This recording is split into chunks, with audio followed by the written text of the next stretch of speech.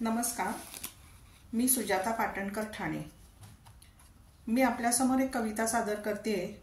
कवितेचं नाव आहे नसतोस घरी तू जेव्हा। संदीप खऱ्यांनी नसतेस घरी तू जेव्हा ही कविता केलेली आहे। त्याच्यामध्ये जर घरात स्त्री नसेल तर तो नवरा किती तुटून पडतो, तसंच घरात जर एक पुरुष नसेल तर त्या स्त्रीवर किती दुःखाचा डोंगर कोसळतो हे माझं या कवितेत मी वर्णन केलेलं आहे। दुर्दैवाने माझा मुलगा म्हणजे माझ्या सुनेचा नवरा वयाच्या 38व्या वर्षी हे जग सोडून निघून गेला आणि त्यानंतर 21 दिवसांनी माझाही नवरा हे जग सोडून निघून गेला। आणि या दुःखातूनच मला प्रसवलेली ही कविता नसतोस घरी तू जेव्हा। तर ऐकूया कविता नसतोस घरी तू जेव्हा। नसतोस घरी तू जेव्हा, जीव दुःखी व्याकुळ होतो, जगण्याची हिम्मत हरते, कंठ सारखा दाटून येतो।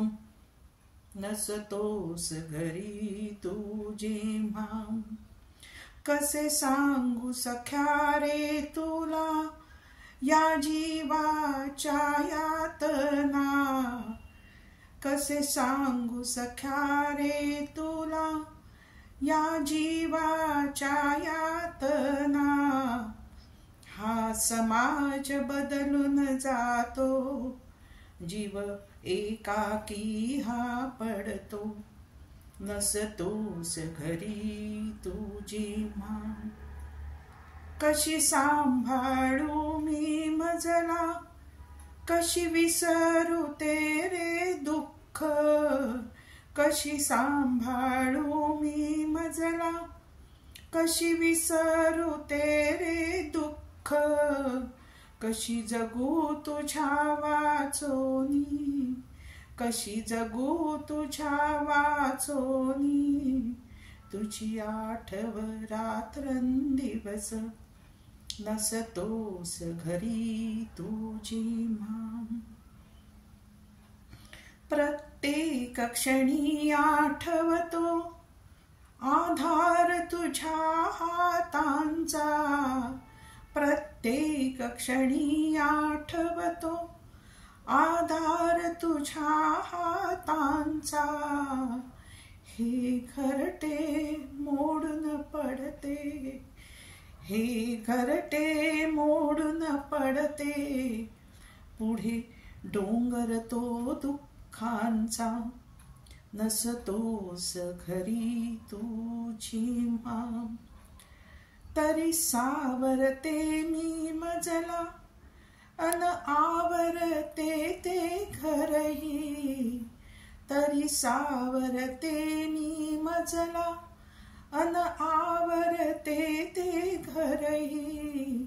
बळे बळेच हसते सजते, बळे बळेच हसते सजते, पण मनात तू वावरतो। नसतोस घरी तू जेव्हा, सांग परतून येशील का तू आपुल्या प्रेमासाठी, सांग परतून येशील का तू आपुल्या प्रेमासाठी। चल पुन्हा बांधू आपण, चल पुन्हा बांधू आपण, तुटलेल्या रेशीम गाठी, तुटलेल्या रेशीम गाठी।